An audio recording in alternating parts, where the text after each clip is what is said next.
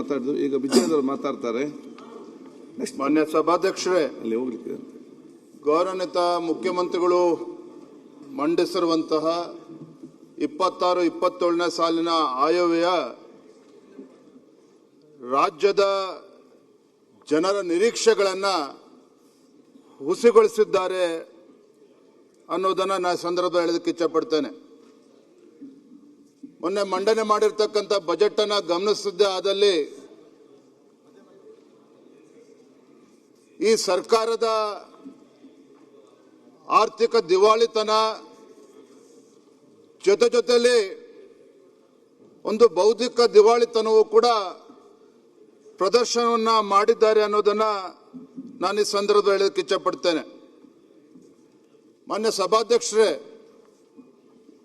ಮಾನ್ಯ ಹಣಕಾಸಿನ ಸಚಿವರಾಗಿರುವಂತಹ ಮುಖ್ಯಮಂತ್ರಿಗಳು ತಮ್ಮ ರಾಜಕೀಯ ಸಂಧ್ಯಾ ಕಾಲದಲ್ಲಿರುವಂತಹ ಸಂದರ್ಭದಲ್ಲಿ 17ನೇ ಬಜೆಟ್ ಅನ್ನ ಮಂಡನೆ ಮಾಡುವಂತಹ ಸಂದರ್ಭದಲ್ಲಿ ಒಂದು ಸುವರ್ಣಾವಕಾಶ ಇತ್ತು.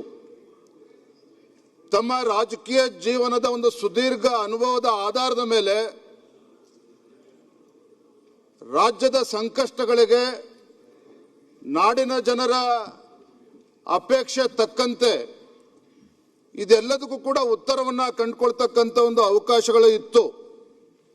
ಆದರೆ ಯಾಕೋ ಏನೋ ಗೊತ್ತಿಲ್ಲ, ಮಾನ್ಯ ಮುಖ್ಯಮಂತ್ರಿಗಳು ಮಂಡಿಸಿದಂಥ ಬಜೆಟ್ ಅನ್ನು ನೋಡಿದಾಗ ಎಲ್ಲೋ ಒಂದು ಕಡೆ ಅಸಹಾಯಕರಾಗಿ ಕೈ ಚೆಲ್ಲಿದ್ದಾರೆ ಅನ್ನುವ ಭಾವನೆ ಇವತ್ತು ರಾಜ್ಯದ ಜನರಲ್ಲಿ ಮೂಡಿರುವಂಥದ್ದು. ಒಟ್ಟಾರೆಯಾಗಿ ಬಜೆಟ್ನಲ್ಲಿ ಮಾನ್ಯ ಮುಖ್ಯಮಂತ್ರಿಗಳು ತನ್ನ ವೈಫಲ್ಯಗಳನ್ನು ಮುಚ್ಚಿ ಹಾಕಿಕೊಳ್ತಕ್ಕಂಥ ಸಲುವಾಗಿ ಕೇಂದ್ರ ಸರ್ಕಾರದ ಮೇಲೆ ಆರೋಪಗಳನ್ನು ಮಾಡಿ ಕೈ ತೊಳೆಯುವಂತ ಒಂದು ಕುತಂತ್ರಕ್ಕೆ ಈ ಬಜೆಟ್ ಅನ್ನು ಸೀಮಿತ ಮಾಡಿದ್ದಾರೆ ಅನ್ನೋದು ಮೇಲ್ನೋಟಕ್ಕೆ ಗೊತ್ತಾಗ್ತದೆ. ಆದಾಯ ಸಂಗ್ರಹದಲ್ಲಿ ರಾಜ್ಯ ಸರ್ಕಾರ ವಿಫಲವಾಗಿರ್ತಕ್ಕಂಥದ್ದು, ಅತಿ ಹೆಚ್ಚು ಸಾಲವನ್ನ ಮಾಡುವ ಮೂಲಕ ಈ ನಾಡಿನ ಜನರನ್ನ ಸಾಲದ ಸುಳಿಗೆ ಸಿಲುಕಿ ಹಾಕಿಸಿರ್ತಕ್ಕಂಥದ್ದು ಮಾನ್ಯ ಸಭಾಧ್ಯಕ್ಷ ಸುಳ್ಳಲ್ಲ. ಸಾಲದ ಭಾರ ಒಂದ್ ಕಡೆ ಆದರೆ ಅಸಲು ಬಡ್ಡಿ ಕಟ್ತಕ್ಕಂಥದ್ರಲ್ಲೇನೆ ರಾಜ್ಯ ಸರ್ಕಾರ ಇವತ್ತು ರಾಜ್ಯಕ್ಕೆ ಒಂದು ದೊಡ್ಡ ಹೊರೆಯಾಗಿರುವಂಥದ್ದು. ವಿತ್ತೀಯ ಕೊರತೆ ಹೆಚ್ಚಾಗಿ ರಾಜ್ಯದ ಜನರ ಮೇಲೆ ಪದೇ ಬೆಲೆ ಏರಿಕೆಯ ಬ್ರಹ್ಮಾಸ್ತ್ರವನ್ನ ರಾಜ್ಯ ಸರ್ಕಾರ ಪ್ರಯೋಗ ಮಾಡ್ತಾ ಇರ್ತಕ್ಕಂಥದ್ದು ಈ ನಾಡಿನ ದುರಂತ ಅಂತೇಳಿ ನಾ ಈ ಸಂದರ್ಭ ಹೇಳೋದಕ್ಕೆ ಇಚ್ಛಪಡ್ತೇನೆ. ಮಾನ್ಯ ಸಭಾಧ್ಯಕ್ಷರೇ, ಮಾನ್ಯ ಮುಖ್ಯಮಂತ್ರಿಗಳು ಸುದೀರ್ಘವಾಗಿ ಬಜೆಟ್ ಅನ್ನು ಓದ್ತಾ ಇರಬೇಕಾದ್ರೂ ಸಹ ನಾ ಆಡಳಿತ ಪಕ್ಷದ ಸದಸ್ಯರನ್ನು ಕೂಡ ನಾ ಗಮನಿಸ್ತಾ ಇದ್ದೆ. ಆಡಳಿತ ಪಕ್ಷದ ಸದಸ್ಯರಲ್ಲೂ ಕೂಡ ಈ ಬಜೆಟ್ಟಿನ ಬಗ್ಗೆ ಆಸಕ್ತಿ ಇರಲಿಲ್ಲ. ಆಡಳಿತ ಪಕ್ಷದ ಶಾಸಕರೇ ಅಸಹಾಯಕರಾಗಿ ಸದನದ ಹೊರಗೋದಂತ ಘಟನೆ ಕೂಡ ನಾನು ಗಮನಿಸಿದ್ದೇನೆ. ಮಾನ್ಯ ಸಭಾಧ್ಯಕ್ಷರೇ, ಮಾನ್ಯ ಹಣಕಾಸು ಸಚಿವರು ತಮ್ಮ ಬಜೆಟ್ ಅನ್ನ ಮಂಡನೆ ಮಾಡಿದಂತ ಸಂದರ್ಭದಲ್ಲಿ ಪ್ರಗತಿಶೀಲ ರಾಜ್ಯದ ಜನರ ತೆರಿಗೆ ಹಣಕ್ಕೆ ಪ್ರಮುಖ ಟ್ರಸ್ಟಿಯಾದ ನಾನು ಸರ್ವರ ಏಳಿಗೆಯನ್ನು ಬಯಸಿ 17ನೇ ಆಯವ್ಯವನ್ನು ಮಂಡಿಸುತ್ತಿದ್ದೇನೆ. ನಾಡಿನ 7 ಕೋಟಿ ಕನ್ನಡಿಗರ ನಿರೀಕ್ಷೆಗಳನ್ನು ನಾವು ಅರಿತಿದ್ದೇವೆ. ಅವರ ಕನಸುಗಳನ್ನು ನನಸು ಮಾಡುವ ನಿಟ್ಟಿನಲ್ಲಿ ನಮ್ಮ ಸರ್ಕಾರ ಬದ್ಧತೆಯಿಂದ ಕಾರ್ಯನಿರ್ವಹಿಸ್ತಾ ಇದೆ. ಈ ಆಯವ್ಯಯವು ನಾಡಿನ ರೈತರ, ದಮನಿತರ, ಕಾರ್ಮಿಕರ, ಮಹಿಳೆಯರ, ಅಶಕ್ತರ, ಅಲ್ಪಸಂಖ್ಯಾತರ, ವಿದ್ಯಾರ್ಥಿ, ಯುವಜನರ, ವ್ಯಾಪಾರ ಮತ್ತು ಕೈಗಾರಿಕೋದ್ಯಮಿಗಳ ತೊಡಗಿಕೊಂಡವರ ಕನಸು ಮತ್ತು ಆತ್ಮವಿಶ್ವಾಸವನ್ನ ಪ್ರತಿನಿಧಿಸುವ ಜೀವಂತ ದಾಖಲೆ ಆಗಿದೆ ಅಂತೇಳಿ ಮಾನ್ಯ ಮುಖ್ಯಮಂತ್ರಿಗಳು ಹೇಳ್ತಾ ಹೋಗ್ತಾರೆ. ನೋಡಿ ಮಾನ್ಯ ಸಭಾಧ್ಯಕ್ಷರೇ, ಎಷ್ಟು ಈ ಬಜೆಟ್ ಸಂಪೂರ್ಣವಾಗಿ ಹಸಿ ಸುಳ್ಳಿಂದ ಕೂಡಿರ್ತಕ್ಕಂಥದ್ದು ಅಂತ ಹೇಳಿದ್ರೆ, ಮಾನ್ಯ ಮುಖ್ಯಮಂತ್ರಿಗಳು ಹೇಳ್ತಾರೆ ತಮ್ಮ ಬಜೆಟ್ನಲ್ಲಿ ಸರ್ಕಾರಿ ಹುದ್ದೆಗಳನ್ನು ಭರ್ತಿ ಮಾಡುವುದರ ಜೊತೆಯಲ್ಲಿ ರಾಜ್ಯದ ರಸ್ತೆ, ಸೇತುವೆ, ಕಟ್ಟಡ ನಿರ್ಮಾಣಕ್ಕೂ ನಮ್ಮ ಸರ್ಕಾರ ಆದ್ಯತೆ ನೀಡಿದೆ. ಮಾನ್ಯ ಸಭಾಧ್ಯಕ್ಷರೇ, ಕಳೆದ 3 ವರ್ಷದಲ್ಲಿ ಸರ್ಕಾರ ಎಷ್ಟು ರಸ್ತೆಗಳನ್ನು ಮಾಡಿದೆ, ರಾಜ್ಯದಲ್ಲಿ ಎಷ್ಟು ಸೇತುವೆಗಳನ್ನು ಕಟ್ಟಿದ್ದಾರೆ, ಯಾವ ರೀತಿ ಇವತ್ತು ಎಷ್ಟು ಸರ್ಕಾರಿ ಹುದ್ದೆಗಳನ್ನು ನೇಮಕ ಮಾಡಿದ್ದಾರೆ, ಇದನ್ನ ಎಲ್ಲೂ ಕೂಡ ಉಲ್ಲೇಖ ಮಾಡಿಲ್ಲ. ಜೊತೆಗೆ ಮತ್ತೊಂದು ಸುಳ್ಳನ್ನು ಹೇಳ್ತಾರೆ. ವಸತಿ ರಹಿತ ಮನೆಗಳು, ನಿರುದ್ಯೋಗಿ ಯುವಕರಿಗೆ ಸ್ವಯಂ ಉದ್ಯೋಗಗಳನ್ನು ಕಲ್ಪಿಸಿಕೊಡಲು ಹೆಚ್ಚಿನ ಪ್ರಾಮುಖ್ಯತೆ ನೀಡುತ್ತಿದ್ದೇವೆ ಅನ್ನೋ ಮಾತನ್ನು ಕೂಡ ಹೇಳ್ತಾರೆ. ಅಂದರೆ ಬಜೆಟ್ ನಾನು ಸಂಪೂರ್ಣವಾಗಿ ಇದನ್ನು ನೋಡ್ತಾ ಹೋದರೆ ಒಂದು ರೀತಿ ಕಟ್ಟುಕತೆ, ಸುಳ್ಳಿನ ಒಂದು ಅಂಶಗಳಿಂದ ಈ ಬಜೆಟ್ ಕೂಡಿದೆ ಅನ್ನೋದನ್ನ ಮಾನ್ಯ ಸಭಾಧ್ಯಕ್ಷನ ಸಂದರ್ಭ ಹೇಳಕ್ಕೆ ಇಚ್ಛಪಡ್ತೇನೆ. ಕಳೆದ ಕೆಲವು ವರ್ಷಗಳಿಂದ ಮಾನ್ಯ ಸಭಾಧ್ಯಕ್ಷ 2-3 ವರ್ಷಗಳಿಂದ ಹಲವಾರು ಬಾರಿ ಕೇಂದ್ರ ಸರ್ಕಾರ ರಾಜ್ಯಕ್ಕೆ ಅನ್ಯಾಯ ಮಾಡ್ತಾ ಇದೆ, ಕೇಂದ್ರ ಸರ್ಕಾರ ರಾಜ್ಯಕ್ಕೆ ಮಲತಾಯಿ ಧೋರಣೆ ತೋರಿಸ್ತಾ ಇದೆ, ನಮ್ಮ ತೆರಿಗೆ ನಮ್ಮ ಹಕ್ಕು, ಈ ವಿಚಾರಗಳನ್ನು ಸಾಕಷ್ಟು ಬಾರಿ ಸದನದಲ್ಲೂ ಕೂಡ ಪ್ರಸ್ತಾಪ ಆಗಿದೆ, ಸದನದ ಹೊರಗಡೆನೂ ಕೂಡ ಪ್ರಸ್ತಾಪ ಆಗಿದೆ. 100 ಬಾರಿ ಹೇಳಿದ್ದಾರೆ. ಜಾಹೀರಾತುಗಳನ್ನು ಮುಖೇನೂ ಇವತ್ತು ರಾಜ್ಯದ ಜನರಿಗೆ ಅಡ್ಡದಾರಿಯಲ್ಲಿ ತೆಗೆದುಕೊಂಡು ಹೋಗ್ತಕ್ಕಂಥ ಕೆಲಸವನ್ನ ಈ ರಾಜ್ಯ ಸರ್ಕಾರ ಮಾಡಿರ್ತಕ್ಕಂಥದ್ದನ್ನ ನನ್ನ ಸಂದರ್ಭದಲ್ಲಿ ನೆನಪು ಮಾಡಿಕೊಡೋದಕ್ಕೆ ಇಷ್ಟಪಡ್ತೇನೆ. ಮಾನ್ಯ ಸಭಾಧ್ಯಕ್ಷ ಏನ್ ಹೇಳ್ತಾರೆ ಇವರು, ಕರ್ನಾಟಕ ರಾಜ್ಯ ಕೇಂದ್ರ ಸರ್ಕಾರಕ್ಕೆ 100 ರೂಪಾಯಿನ ಕೊಟ್ರೆ ಕೇವಲ 15 ರೂಪಾಯಿ ಮಾತ್ರ ನಮ್ಮ ರಾಜ್ಯಕ್ಕೆ ಕೊಡ್ತಾ ಇದ್ದಾರೆ, ಅನ್ಯಾಯ ಮಾಡ್ತಾ ಇದ್ದಾರೆ ಅಂತ ಹೇಳಿ ನಾನಾ ರೀತಿ ವಿಶ್ಲೇಷಣೆಗಳು ನಡೀತಾನೆ ಇದೆ. ನಾನು ಇವತ್ತು ಈ ಸದನದ ಮೂಲಕ ನಾನು ಕೆಲವು ಅಂಶಗಳನ್ನ, ಅಂಕಿ ಅಂಶಗಳ ಜೊತೆಗೆ ಇವತ್ತು ಬೆಳಕನ್ನು ಚೆಲ್ತಕ್ಕಂಥ ಪ್ರಯತ್ನವನ್ನು ನಾನು ಮಾಡ್ತೇನೆ. ಸಭಾಧ್ಯಕ್ಷರೇ, ಇವತ್ತು ಕಾಂಗ್ರೆಸ್ ಈ ಸರ್ಕಾರ ಇವತ್ತು ಏನು ಎಷ್ಟು 4.3 ಲಕ್ಷ ಕೋಟಿ ಇವತ್ತು ಕೇಂದ್ರಕ್ಕೆ ಕಳಿಸ್ಕೊಡ್ತಾ ಇದ್ದೇವೆ ಅನ್ನೋ ಮಾತನ್ನು ಹೇಳ್ತಾ ಇದ್ದಾರೆ. ಆದರೆ ಇದರಲ್ಲಿ ಡೈರೆಕ್ಟ್ ಟ್ಯಾಕ್ಸಸ್, ಇಂಡೈರೆಕ್ಟ್ ಟ್ಯಾಕ್ಸಸ್ ಇವತ್ತು ಎಲ್ಲದನ್ನು ಕೂಡ ಪರಿಗಣಿಸಿ ಇವತ್ತು ಒಪ್ಕೊಳ್ತಾನೆ. ಇವತ್ತು Karnataka is the second largest state. ಇವತ್ತು ಅತಿ ಹೆಚ್ಚು ಟ್ಯಾಕ್ಸ್ ಅನ್ನ ಕೊಡ್ತಕ್ಕಂಥ ರಾಜ್ಯ ಕರ್ನಾಟಕ. ಮಹಾರಾಷ್ಟ್ರ ನಂತರದಲ್ಲಿ ಕರ್ನಾಟಕವು ಕೂಡ ಕರ್ನಾಟಕ 2ನೇ ಸ್ಥಾನದಲ್ಲಿ ಇರ್ತಕ್ಕಂಥದ್ದು. ಸರಿಸುಮಾರು 4.3 ಲಕ್ಷ ಕೋಟಿಯಷ್ಟು ಸೆಂಟ್ರಲ್ ಪೂಲ್ಗೆ, ಅದು ಇನ್ಕಮ್ ಟ್ಯಾಕ್ಸ್ ಇರ್ಬೋದು, ಕಾರ್ಪೊರೇಟ್ ಟ್ಯಾಕ್ಸ್ ಇರ್ಬೋದು, ಸೆಂಟ್ರಲ್ GST ಇರ್ಬೋದು, ಇವೆಲ್ಲವನ್ನು ಕೂಡ ಒಳಗೊಂಡಂತೆ 4.3 ಲಕ್ಷ ಕೋಟಿಯಷ್ಟು ಸೆಂಟ್ರಲ್ ಪೂಲ್ಗೆ ಹೋಗ್ತಕ್ಕಂಥದ್ದು. ಆದ್ರೆ ನಾವು ಗಮನಿಸಬೇಕಾಗಿರ್ತಕ್ಕಂಥ ಅಂಶ ಏನಂದ್ರೆ ಮಾನ್ಯ ಸಭಾಧ್ಯಕ್ಷರೇ, ಇವತ್ತು ಬೆಂಗಳೂರು ಮಹಾನಗರ ಇವತ್ತು ನಮ್ಮ ರಾಜ್ಯದ ಪ್ರತಿಷ್ಠಿತ ಸಂಸ್ಥೆಗಳಾಗಿರ್ತಕ್ಕಂಥ ಇನ್ಫೋಸಿಸ್ ಇರ್ಬೋದು, ವಿಪ್ರೋ ಇರ್ಬೋದು, ಈ ರೀತಿ ಬೇರೆ ಬೇರೆ ಮಲ್ಟಿನ್ಯಾಷನಲ್ ಕಂಪ್ನಿಗಳು ಅನೇಕರು ಏನಿದ್ದಾರೆ, ಇದು ಬೆಂಗಳೂರು ಅಂತಕ್ಕಂಥದ್ದು ಹೆಡ್ ಕ್ವಾರ್ಟರ್ಸ್ ಮಾತ್ರ. ಆದರೆ ಈ ಕಂಪನಿಗಳು ವ್ಯವಹಾರನ ಮಾಡ್ತಕ್ಕಂಥದ್ದು ಇಡೀ ದೇಶಾದ್ಯಂತ ಮಾಡ್ತಾರೆ, ಅಂತಾರಾಷ್ಟ್ರೀಯ ಮಟ್ಟದಲ್ಲೂ ಕೂಡ ಮಾಡ್ತಾರೆ. ವಿಶೇಷವಾಗಿ ನಮ್ಮ ದೇಶದಲ್ಲಿ ವ್ಯವಹರಿಸ್ತಕ್ಕಂಥ ಸಂದರ್ಭದಲ್ಲಿ ದೇಶದ ಬೇರೆ ಬೇರೆ ರಾಜ್ಯಗಳಲ್ಲೂ ಕೂಡ ಗ್ರಾಹಕರು ಹೆಚ್ಚಾಗಿದ್ದಾರೆ. ಹಾಗಾಗಿ ಕಂಪ್ನಿಗಳ ಹೆಡ್ ಕ್ವಾರ್ಟರ್ಸ್ ಇಲ್ಲಿ ಇದ್ರೂ ಸಹ ಏನು ಸೇವೆಗಳಿದ್ದಾವೆ ಇಡೀ ದೇಶಕ್ಕೆ ಕೊಡ್ತಕ್ಕಂಥದ್ದು. ನಾನಾ ರಾಜ್ಯದಲ್ಲಿ ಅವರಿಗೆ ಗ್ರಾಹಕರುಗಳಿದ್ದಾರೆ. ಈ ಅಂಶವನ್ನು ಕೂಡ ಗಮನಿಸಬೇಕಾಗಿರ್ತಕ್ಕಂಥದ್ದು. ಹಾಗಾಗಿ ದೇಶದ ಎಲ್ಲ ರಾಜ್ಯಗಳು ಸೇವೆನ ಪಡಿತಕ್ಕಂಥ ಸಂದರ್ಭದಲ್ಲಿ ಇಲ್ಲಿಂದ ಏನು ಎಲ್ಲವೂ ಕೂಡ ಉತ್ಪತ್ತಿ ಆಗ್ತಕ್ಕಂಥದ್ದಲ್ಲ, ಹೆಡ್ ಕ್ವಾರ್ಟರ್ಸ್ ಇರುವ ಕಾರಣಕ್ಕೆ ನಮ್ಮ ರಾಜ್ಯದಿಂದ ಆ ತೆರಿಗೆ ಮೂಲಕ ಹೋಗ್ತಕ್ಕಂಥದ್ದನ್ನು ನಾವು ಗಮನಿಸಬೇಕಾಗ್ತದೆ. ಮತ್ತು 2ನೇ ಅಂಶ ಅಂತ ಹೇಳಿದ್ರೆ, ಬಾರಿ ನಮ್ಮ ತೆರಿಗೆ ನಮ್ಮ ಹಕ್ಕು ಅಂತೇಳಿ ಚರ್ಚೆ ಮಾಡ್ತಾ ಇದ್ದೇವೆ. 100 ರೂಪಾಯಿ ಕೊಟ್ಟರೆ 15 ರೂಪಾಯಿ ಬರ್ತಾ ಇದೆ ಅಂತೇಳಿ. ಮತ್ತೊಂದು ಅಂಶ ನಾವು ಗಣನೆಗೆ ತೆಗೆದುಕೊಳ್ಳದೆ ಇರತಕ್ಕಂಥ ವಿಚಾರ ಏನಪ್ಪಾ ಅಂತ ಹೇಳಿದ್ರೆ, ಇವತ್ತು ಡಿಫೆನ್ಸ್ ಸೆಕ್ಟರ್ ಅಲ್ಲಿ ಎಷ್ಟು ಲಕ್ಷ ಕೋಟಿ ಇವತ್ತು ಕೇಂದ್ರ ಸರ್ಕಾರ ವ್ಯಯ ಮಾಡ್ತಾ ಇದೆ. ನಮ್ಮ ರಾಜ್ಯದಲ್ಲೂ ಕೂಡ ನ್ಯಾಷನಲ್ ಹೈವೇ ಇರ್ಬೋದು, ರೈಲ್ವೇಸ್ ಅಲ್ಲಿ ಇರ್ಬೋದು, ಅಂಕಿಅಂಶಗಳು ಹಲವಾರು ಬಾರಿ ಸದನದಲ್ಲಿ ಚರ್ಚೆ ಆಗಿದೆ. ಇದು ಯಾವೂ ಕೂಡ ಈ 100ಕ್ಕೆ 15 ರೂಪಾಯಿ ಅಂತೇಳಿ ಲೆಕ್ಕ ಕೊಡ್ತಾ ಇದ್ದಾರೆ. ಇದು ಯಾವುದಕ್ಕೂ ಕೂಡ ಪರಿಗಣನೆಗೆ ತೆಗೆದುಕೊಳ್ತಾ ಇಲ್ಲ. ಇವತ್ತು ಇವೆಲ್ಲ ಕ್ಷೇತ್ರಗಳಲ್ಲಿ ಇವತ್ತು ಅವೆಲ್ಲವೂ ಕೂಡ ಕರ್ನಾಟಕ ಕೂಡ ಲಾಭ ಆಗ್ತಾ ಇರ್ತಕ್ಕಂಥದ್ದನ್ನ ನಾವಿವತ್ತು ಮಾನ್ಯ ಸಭಾಧ್ಯಕ್ಷ ಇವತ್ತು ಗಮನಿಸಬೇಕಾಗ್ತದೆ. ಇವತ್ತು ಒಕ್ಕೂಟದ ವ್ಯವಸ್ಥೆ ಬಗ್ಗೆ ಸಾಕಷ್ಟು ಬಾರಿ ಚರ್ಚೆ ಆಗ್ತದೆ. ಇವತ್ತು ಒಕ್ಕೂಟದ ವ್ಯವಸ್ಥೆ ಚರ್ಚೆ ಆಗ್ಬೇಕಾದ್ರೆ ಮತ್ತೊಂದು ಸಂವಿಧಾನಿಕವಾಗಿ ಇವತ್ತು ಯಾರಿಗೂ ಕೂಡ ಗೊತ್ತಿಲ್ಲದ ವಿಚಾರ ಅಂತಲ್ಲ. ಯಾಕೆ ಅಂತ ಹೇಳಿದ್ರೆ ಈ ಸರ್ಕಾರ ಅರ್ಧ ಸತ್ಯವನ್ನ ಮಾತ್ರ ಹೇಳ್ತಾ ಇರುವಂತದ್ದು. ಇವತ್ತು ಭಾರತೀಯ ಒಕ್ಕೂಟದ ವ್ಯವಸ್ಥೆಯಲ್ಲಿ ಮರುಹಂಚಿಕೆಯ ತತ್ವದ ಅಡಿಯಲ್ಲಿ ವಿನ್ಯಾಸಗೊಳಿಸಿರ್ತಕ್ಕಂಥದ್ದು ಪ್ರತಿಯೊಬ್ಬರು ಕೂಡ ಗೊತ್ತಿರುವಂತ ವಿಚಾರ. ಇವತ್ತು ಕರ್ನಾಟಕ ಜೊತೆಯಲ್ಲಿ ಹೈ ಇನ್ಕಮ್ ಸ್ಟೇಟ್ಸ್ಗಳೇನಿದ್ದಾವೆ ಮಹಾರಾಷ್ಟ್ರ ಇರ್ಬೋದು, ಕರ್ನಾಟಕ ಇರ್ಬೋದು, ತಮಿಳುನಾಡು ಇರ್ಬೋದು, ಇವತ್ತು ಇವು ಹೈ ಇನ್ಕಮ್ ಸ್ಟೇಟ್ಸ್ ಇದ್ರೂ ಕೂಡ ಇಲ್ಲಿ ಬರ್ತಕ್ಕಂಥ ಆದಾಯವನ್ನ ಕೇಂದ್ರ ಸರ್ಕಾರದ ಮುಖೇನ ಇತರ ರಾಜ್ಯಗಳೇನಿದ್ದಾವೆ, ಇವತ್ತು ಬಿಹಾರ ಇರ್ಬೋದು, ಉತ್ತರ ಪ್ರದೇಶ ಇರ್ಬೋದು, ಅಂದ್ರೆ ಅತಿ ಹೆಚ್ಚು ಜನಸಂಖ್ಯೆ ಇರ್ತಕ್ಕಂಥ ರಾಜ್ಯಗಳೇನಿದ್ದಾವೆ, ಅತಿ ಹೆಚ್ಚು ಹಿಂದುಳಿದ ರಾಜ್ಯಗಳೇನಿದ್ದಾವೆ, ಇದರ ಹಣವನ್ನ ಸದ್ಬಳಕೆ ಮಾಡಿಕೊಂಡು ಇವತ್ತು ಭಾರತ ಇವತ್ತು ಅಭಿವೃದ್ಧಿಯ ಮುಂಚೂಣಿಯಲ್ಲಿ ಬರಬೇಕು ಅಂತ ಹೇಳಿದ್ರೆ ಎಲ್ಲ ರಾಜ್ಯಗಳು ಕೂಡ ಇವತ್ತು ಅಭಿವೃದ್ಧಿಯ ಪಥದಲ್ಲಿ ಮುಂದೆ ಸಾಗಬೇಕಾಗ್ತದೆ.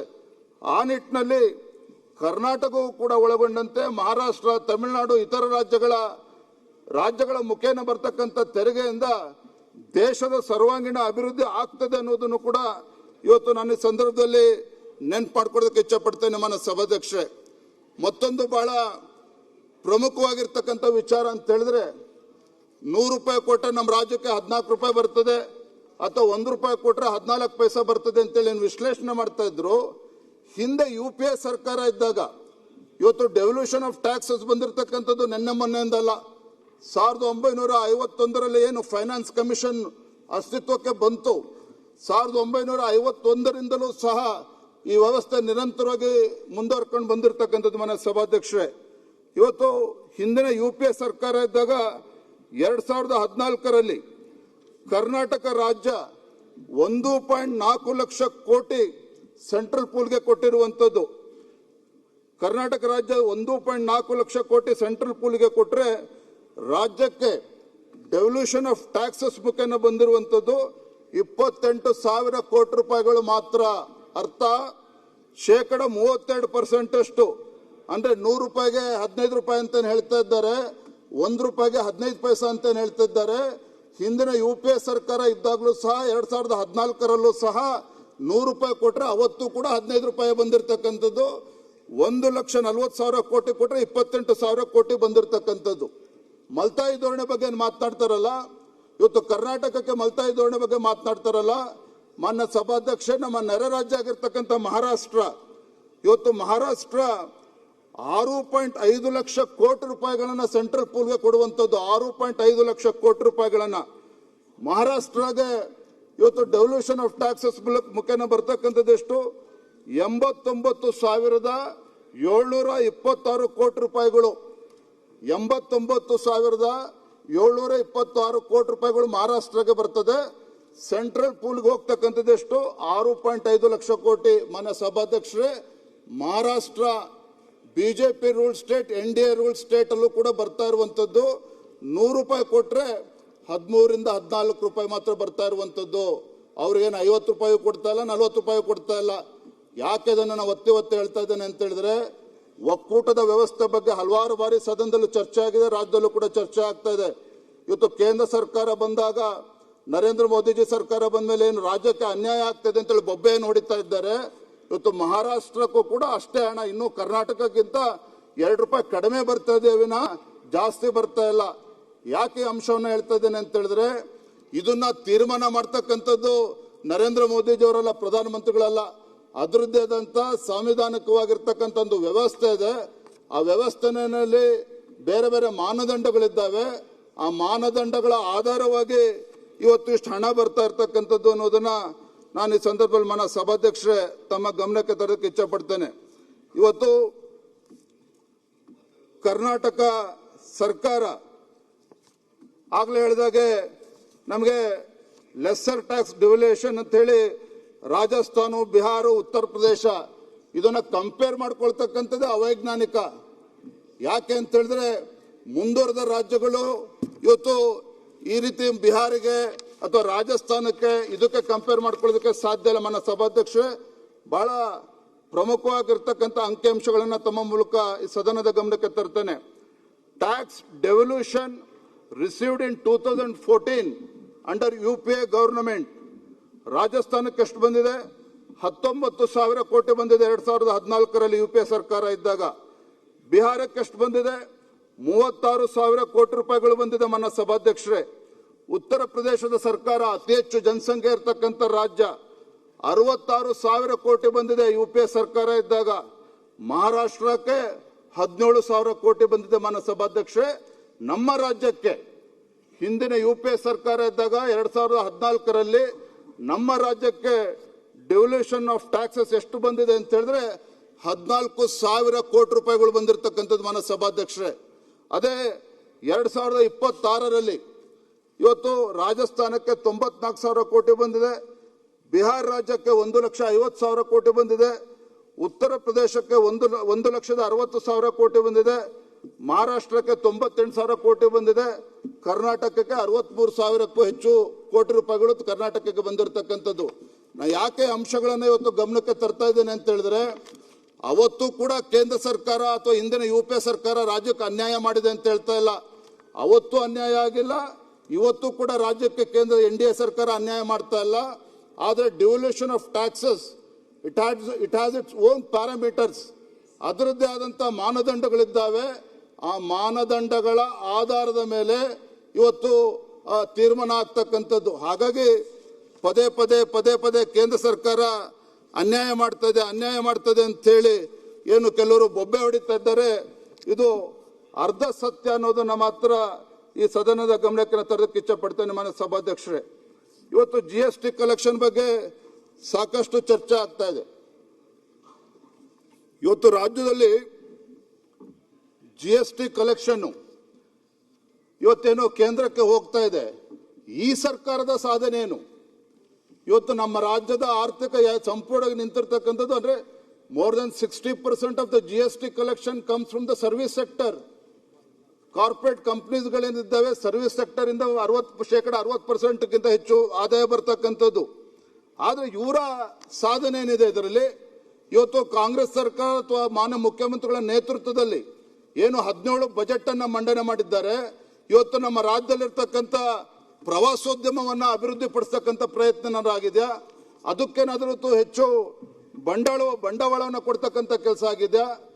ಈ ಸರ್ಕಾರದ ಏಕೈಕ ಸಾಧನೆ ಏನಪ್ಪಾ ಅಂತ ಹೇಳಿದ್ರೆ, ತನ್ನ ರಾಜಸ್ವವನ್ನು ಹೆಚ್ಚು ಮಾಡ್ಕೊಳ್ಳೋದಕ್ಕೆ ಇವತ್ತು ರಾಜ್ಯದಲ್ಲಿ ಹೆಚ್ಚು ಅಬ್ಕಾರಿ ಇಲಾಖೆ ಟಾರ್ಗೆಟ್ ಅನ್ನ ಜಾಸ್ತಿ ಮಾಡಿ 45,000 ಕೋಟಿ ಮಾಡಿ ರಾಜ್ಯದ ಜನರಿಗೆ ಕುಡಿಸೋದನ್ನ ಹೆಚ್ಚು ಮಾಡಿಸಿ ಆದಾಯ ಜಾಸ್ತಿ ಮಾಡಿಕೊಂಡಿದ್ದಾರೆ ವಿನಃ ಈ ಸರ್ಕಾರದ ಸಾಧನೆ ಏನೂ ಇಲ್ಲ ಅನ್ನೋದನ್ನ ಮಾನ್ಯ ಸಭಾಧ್ಯಕ್ಷರೇ ಇವತ್ತು ತಮ್ಮ ಗಮನಕ್ಕೆ ನಾನು ತರದಕ್ಕೆ ಇಚ್ಛೆ ಪಡ್ತೇನೆ. ಮಾನ್ಯ ಸಭಾಧ್ಯಕ್ಷರೇ, ಇವತ್ತು ಮತ್ತೊಂದು ವಿಚಾರ, 100ಕ್ಕೆ 15 ರೂಪಾಯಿ ಬಗ್ಗೆ ಚರ್ಚೆ ಮಾಡ್ತಕ್ಕಂಥವ್ರು ಇವರು.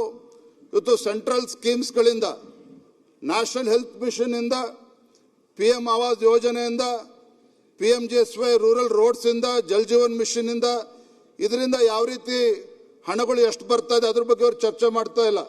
ರೈಲ್ವೆ ಇರ್ಬೋದು, ನ್ಯಾಷನಲ್ ಹೈವೇ ಇರ್ಬೋದು, ಇದು ಯಾವುದು ಕೂಡ ಚರ್ಚೆ ಮಾಡ್ದೇನೆ, ಏರ್ಪೋರ್ಟ್ ಇದು ಯಾವುದನ್ನು ಕೂಡ ಚರ್ಚೆ ಮಾಡ್ದೇನೆ ಇದು ಅಪಪ್ರಚಾರ ಮಾಡುವಂತ ಕೆಲಸ ಮುಖ್ಯಮಂತ್ರಿಗಳು ಆದಿಯಾಗಿ ಈ ಸರ್ಕಾರ ಮಾಡ್ತಾ ಇದೆ ಅನ್ನೋದನ್ನ ಮಾನ್ಯ ಸಭಾಧ್ಯಕ್ಷ ಸದನದ ಗಮನಕ್ಕೆ ತರೋಕೆ ಇಚ್ಛೆ ಪಡ್ತೇನೆ. ಒಪ್ಕೊಳ್ತೇನೆ, ಇವತ್ತು ಕೋಆಪರೇಟಿವ್ ಫೆಡರಲಿಸಮ್ ಅಂತಕ್ಕಂಥದ್ದು ಇವ್ರು ಯಾವ ರೀತಿ ಅದನ್ನ ನರೇಟಿವ್ ಬಿಲ್ಡ್ ಮಾಡ್ತಾರೋ ಅದಲ್ಲ. ಇವತ್ತು ಕೋಆಪರೇಟಿವ್ ಫೆಡರಲಿಸಮ್ ಬಗ್ಗೆ ಕೇಂದ್ರ ಸರ್ಕಾರ ಇರ್ಬೋದು, ನರೇಂದ್ರ ಮೋದಿಜಿ ಇರ್ಬೋದು, ಅದಕ್ಕೆ ಹೆಚ್ಚು ಗಮನವನ್ನು ಕೊಟ್ಟು ಅದಕ್ಕೆ ಪೂರಕವಾಗಿ ಕೇಂದ್ರ ಸರ್ಕಾರ ನಡೆದುಕೊಳ್ತಾ ಇದೆ ಅನ್ನುವ ಅಂಶವನ್ನು ಮಾನ್ಯ ಸಭಾಧ್ಯಕ್ಷರೇ ಸದನದ ಗಮನಕ್ಕೆ ತಮ್ಮ ಮುಖೇನ ತರದಕ್ಕೆ ಇಚ್ಛೆ ಪಡ್ತೇನೆ. ಈ ಬಜೆಟ್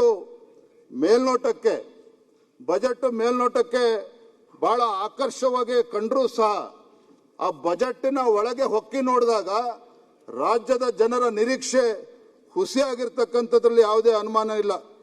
ಕೇವಲ ಖಾಲಿ ಭರವಸೆಗಳನ್ನ, ಬರೀ ಘೋಷಣೆಗಳನ್ನ ಮತ್ತು ಅಭಿವೃದ್ಧಿ ಕಾರ್ಯಗಳ ನಿರ್ಲಕ್ಷ್ಯವನ್ನ ಈ ಸರ್ಕಾರ ಸಂಪೂರ್ಣವಾಗಿ ಮಾಡಿದೆ ಅನ್ನೋದನ್ನ ಈ ಸಂದರ್ಭದಲ್ಲಿ ಹೇಳ್ತಾ, ಈ ಸರ್ಕಾರ ಮಾನ್ಯ ಮುಖ್ಯಮಂತ್ರಿಗಳು ಮಂಡಿಸಿರ್ತಕ್ಕಂಥ ಬಜೆಟ್ ತಮ್ಮ ನಾಯಕತ್ವದ ದಿವಾಳಿತನವನ್ನ ಪ್ರದರ್ಶಿಸಿದ್ದಾರೆ ವಿನಃ ಅವರ ಅನುಭವ ಸದ್ಬಳಕೆ ಮಾಡಿಕೊಂಡು ಈ ರಾಜ್ಯಕ್ಕೆ ಅನುಕೂಲ ಆಗ್ತಕ್ಕಂಥ ನಿಟ್ಟಿನಲ್ಲಿ ಯಾವುದನ್ನು ಮಾಡಿಲ್ಲ ಅನ್ನೋದನ್ನ ಈ ಸಂದರ್ಭದಲ್ಲಿ ಹೇಳೋದಕ್ಕೆ ಇಚ್ಛೆ ಪಡ್ತೇನೆ. ಮಾನ್ಯ ಸಭಾಧ್ಯಕ್ಷರೇ, ಕರ್ನಾಟಕದ ಸಾಲವನ್ನ ತೀರಿಸೋದಕ್ಕೆ ಇವತ್ತು ಸಾಲವನ್ನ ಹೆಚ್ಚೆಚ್ಚು ಮಾಡ್ಕೊಂಡು ಹೋಗ್ತಕ್ಕಂಥದ್ದು ಒಂದೇ ಇವತ್ತು ಆಗಿರುವಂಥದ್ದು.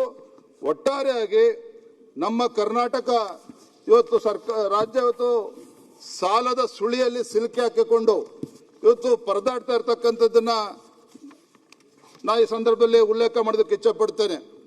ಮೊನ್ನೆ ಸಭಾಧ್ಯಕ್ಷರೇ, ನಾನು ಕೆಲವು ಅಂಕಿಅಂಶಗಳನ್ನ ಹಿಂದಿನ ಬಿಜೆಪಿ ಸರ್ಕಾರ ರಾಜ್ಯದಲ್ಲಿ ಅಸ್ತಿತ್ವದಲ್ಲಿದ್ದಂಥ ಸಂದರ್ಭದಲ್ಲಿ ಅಂದಿನ ಅಂಕಿಅಂಶಗಳನ್ನು ಮತ್ತು ಇಂದಿನ ಅಂಕಿಅಂಶಗಳನ್ನು ತುಲನೆ ಮಾಡ್ತಕ್ಕಂಥ ಪ್ರಯತ್ನ ನಾನು ಮಾಡ್ತೇನೆ. 2022-23ರಲ್ಲಿ ಬಿಜೆಪಿ ಸರ್ಕಾರ ಇದ್ದಾಗ ಬಾರೋಯಿಂಗ್ ಎಷ್ಟಿತ್ತು? 44,549 ಕೋಟಿ. ಟೋಟಲ್ ಲಯಬಿಲಿಟಿ ಎಷ್ಟಿತ್ತು? 5,18,366 ಕೋಟಿ. ಈ 5,18,366 ಕೋಟಿ ನನ್ನ ಆಡಳಿತ ಪಕ್ಷದ ಸದಸ್ಯರು ಮಾತನಾಡ್ತಾ ಹೇಳ್ತಿದ್ರು, ಏನು ಬಿಜೆಪಿ ಸರ್ಕಾರನೇ 5,18,000 ಕೋಟಿ ಸಾಲ ಮಾಡಿದೆ ನಂಗೆ ಉಲ್ಲೇಖ ಮಾಡ್ತಾ ಇದ್ರು.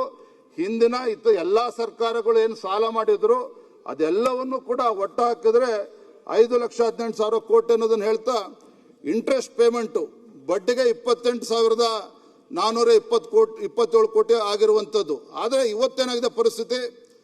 ಹಿಂದೆ ಬಾರೋಯಿಂಗ್ 44,549 ಕೋಟಿ ಇದ್ರೆ ಈ ಸರ್ಕಾರ ಬಂದ ಮೇಲೆ 23-24ರಲ್ಲಿ 44,549 ಕೋಟಿಯಿಂದ 85,818 ಕೋಟಿಗೆ ಹೋಗ್ತದೆ. ಇಂಟ್ರೆಸ್ಟ್ ಪೇಮೆಂಟು 34,027 ಕೋಟಿ, 34,027 ಕೋಟಿಗೆ ಹೋಗ್ತದೆ.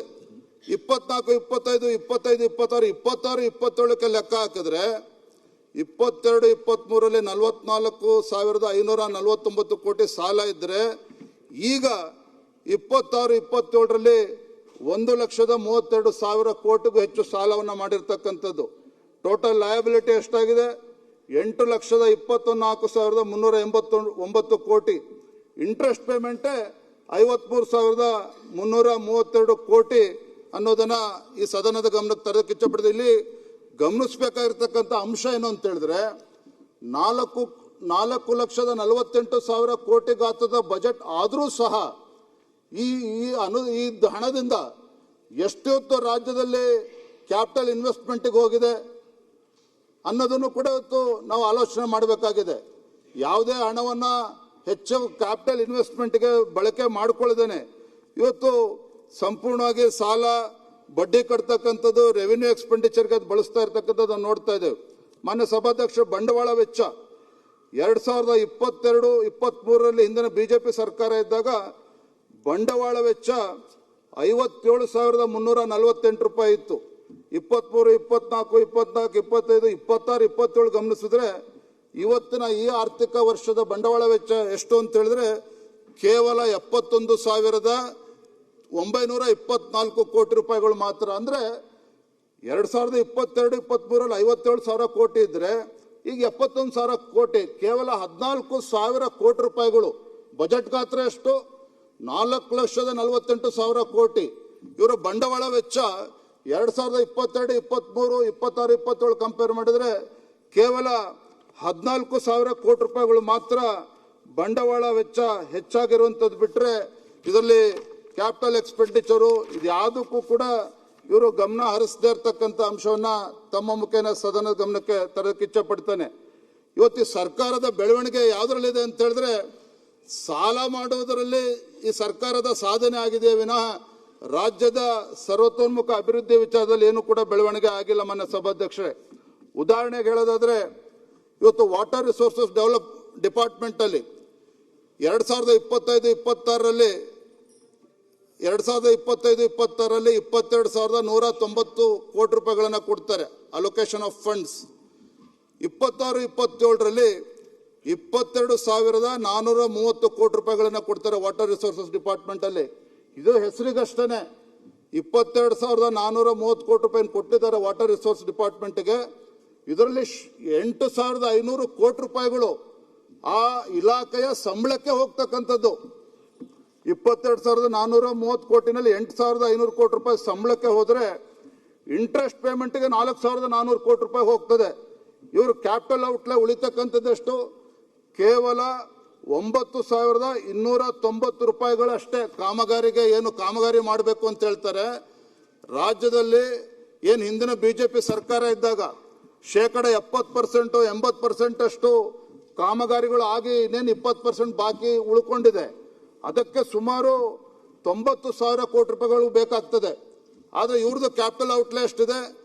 ಕೇವಲ 9,290 ಕೋಟಿ. ಮಾನ್ಯ ಸಭಾಧ್ಯಕ್ಷರು ಗಮನಿಸಬೇಕಾಗಿರ್ತಕ್ಕಂಥ ಅಂಶ ಏನು ಅಂತ ಹೇಳಿದ್ರೆ, ಬಾಕಿ ಉಳಿದಿರ್ತಕ್ಕಂಥ ಹಿಂದಿನ ಕಾಮಗಾರಿಗಳು 15% 20% ಏನು ಮುಗಿಸ್ಬೇಕು.